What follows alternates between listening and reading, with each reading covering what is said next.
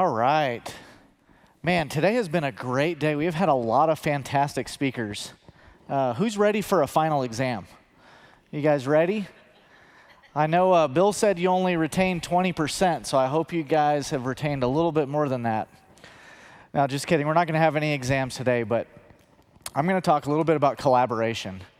And I read this story, and it's in a book called Hidden Potential by Adam Grant. And it was just kind of a crazy story, a little experiment that he did that he inadvertently kind of discovered a lesson on collaboration. But he had a class. He's a professor of psychology at the School of Wharton. And he had his class, and he noticed that his students were really just filled with anxiety, all that cortisol that Bill talked about earlier there for this exam that was coming up. And so he said, you know what, I'm going to throw him a bone. He told his class, he said, I'll let every one of you, you can pick one question on the test, and you can write in a fellow classmate. And if they get the question right, then you get that question right. Kind of like a phone a friend on the exam. But what he noticed shocked him. He got the grades back, and the grades were like 15, 20% higher. And he's like, man, it can't be. I only gave him one free question. How did the grades jump so much? And he actually did this for about 4 or 5 semesters in a row, and he had the same results. It's like magically everybody got smarter. All of a sudden, his students were scoring 15 to 20% higher on every exam. So he started trying to figure out what was going on. He started asking some of the students. And what he realized is that they had changed their study habits. Because in order to take advantage of this rule, they had to know who knew what. So they started studying together. And what they discovered is that by studying together, they actually learned more. Because they didn't want to just write in anybody's name, right? They didn't want to just write in Kaylee's name, and maybe she doesn't know the answer. But if they knew that Kaylee knew the answer, then that would be a good one to write in. So they started studying together, and it turns out that by studying together, they actually all learned together better. And so they could learn more together than they could alone. And this shouldn't surprise us because this is actually how God designed us. Genesis chapter 2, verse 18, and the Lord God said, "It is not good that man should be alone. I will make him a helper comparable to him." So the Lord gave Adam Eve so that they could work together, or maybe worship together, or serve together, but so they could do it together and they could accomplish more together than really Adam could alone. And so if you write down one thing from my talk, this is the thing to write down. God wants you to work together with others. He's actually put people in your life that you guys could accomplish things together that you could not accomplish on your own. He's put people in your workplace, in your church, in your families, your kids even. He's put all these people in your life so that you guys could accomplish things together that you couldn't accomplish on your own. And yes, I even mean Joe. And I know Joe's that guy on your team, and you're not sure if he's capable of tying his own shoes correctly. But I'll tell you what, Joe has some unique talents, and you guys can actually do things. If you combine your talents with Joe's talents, you can actually do things that you couldn't do on your own. And the only reason I know that, because I actually have learned from this mistake. This is why they called me to talk on collaboration, because I'm actually not good at it. But 15 years ago when I came into the marketplace, I saw this quote for the first time. It's an old African proverb. You may have seen it or heard of it. To go fast, go alone. To go far, go together. And when I first saw this quote, honestly, I thought, I think I'd just rather go fast. Who cares about going far? You know what? I can do it alone. I can go quickly. I can get it done. But honestly, that's not how God designed it to be. And that way of thinking is actually rooted in pride. I actually believed that I was better on my own. And that's a prideful thought. And it actually held me back. It held me back in my relationships, in my career. It held my teams back that I was on, and I didn't realize it. But I can tell you that today because I have been a part of some amazing teams, like world-class teams. Like I keep saying that one day there's going to be books written about the place that I work at because of the teams that I've been on. And so I'm going to tell you a couple of stories. I could have picked from hundreds of stories, but I'm going to tell you some things that we accomplished together. I'm going to take you back to summer of 2021. And it was just after COVID, right? COVID hit, and everybody had to shut down. The housing market shut down. And then all of a sudden, everybody realized that their house was terrible, and they needed a new house. And so there was this massive housing boom, and you would think that would be awesome, working for a home builder. That'd be great. Well, I was the leader of the purchasing team, and my job was to make sure we had materials on the job site. And actually, it was really hard to get materials to the job site. We dealt with all kinds of shortages, but probably the biggest one we had was in the summer of 2021, and it was our brick shortage. And our suppliers were telling us, hey, there's no more brick. Like, we've given you all the brick we can give you. It takes around 15,000 brick on a home. And we got to the point where we were over 150 homes behind on delivering brick.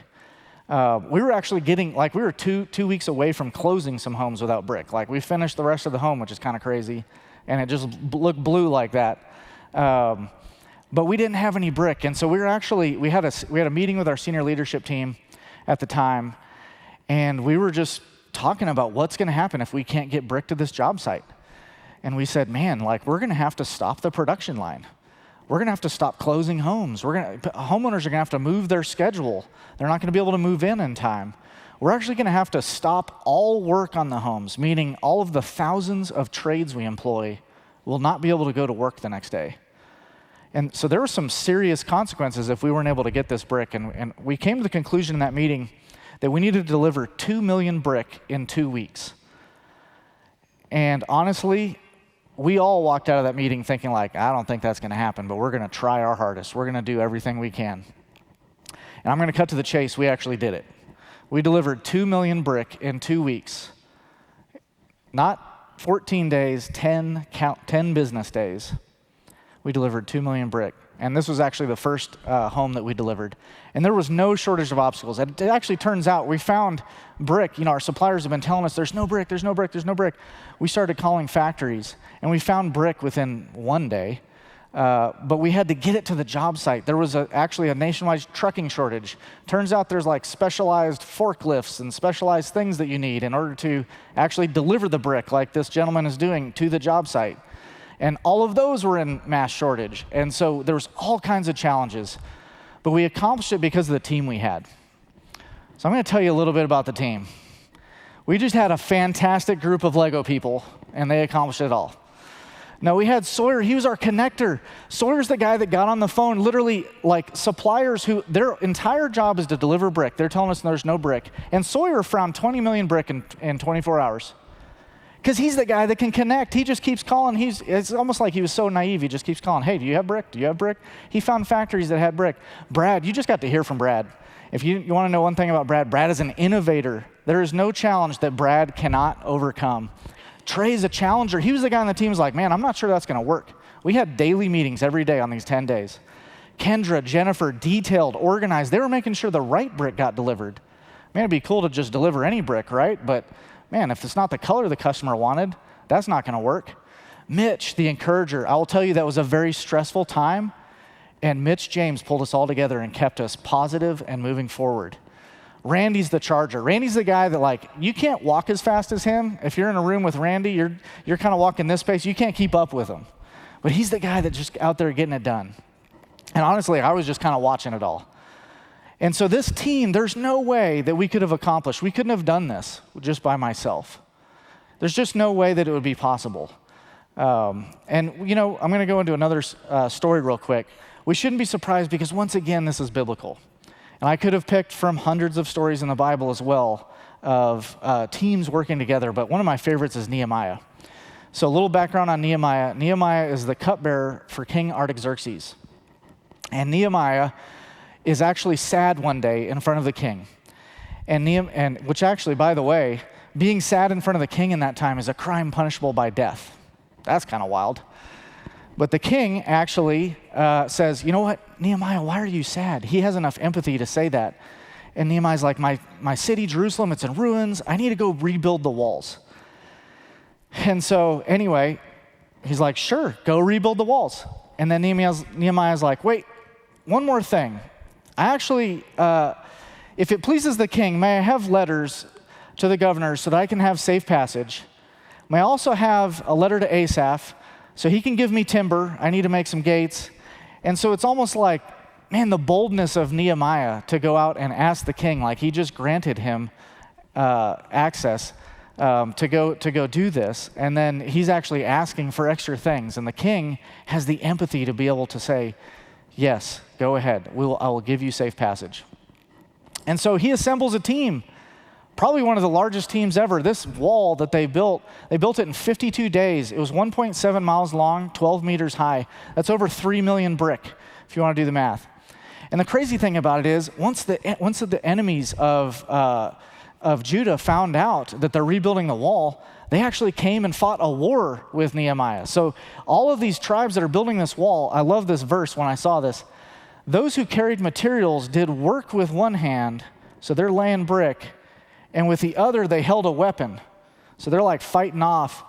I think if I was one of those tribe leaders, I'd have been like, hey, Nehemiah, man, you asked me to build the wall. Great, I signed up.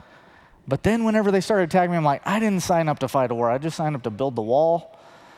But they didn't. They had the tenacity and resolve to go get it done. And so Nehemiah, there's no way he could have done this on his own, right? He had to have the empathy of King Artaxerxes. He had to have the boldness of Nehemiah to ask for what was needed. He had to have the resolve and tenacity of the tribe leaders. And so all those strengths came together to actually allow him to accomplish more than he could on his own. And so once again, God wants you to work together with others. He's actually put people in your life.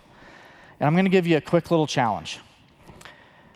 Next time you're doing a project at work, maybe tomorrow, you're back in the office, you're back with your team, you're out on the job site, I want you to ask for someone's help, ask for someone's advice on that project, on that task that you wouldn't have normally asked. It needs to be a peer, like not just asking your boss like what to do, that's different.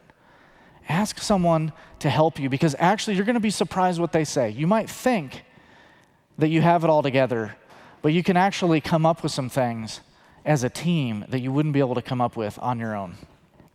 And I'm going to give you one more piece of advice on this that I've seen over the years, is that collaboration is not the easy way.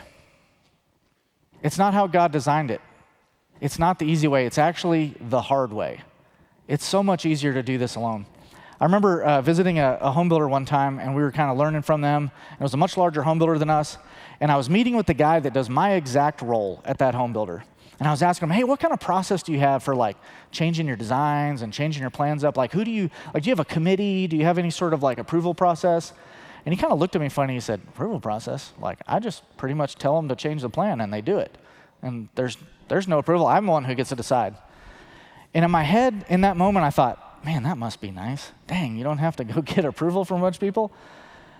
But once again, that's the pride. It actually keeps coming up. You have to keep fighting it. Because actually our designs, our plans, all the things that I get to do in my realm of expertise are actually better because we do them together. If I got to do it on my own and got to decide on my own, yes, it would be easier, but it wouldn't be better. And so once again, I'm going to end with this. I don't think this quote is quite right. To go fast, go alone. To go far, go together. I'd like to change it. This is an African proverb. I'm going to make my own proverb. I'm not sure I'm allowed to do that. Can I make it? I'm going to call it Ty's proverb. I'm going to do it anyway. To go fast, you need to go together. To go far, again, it still needs to be together.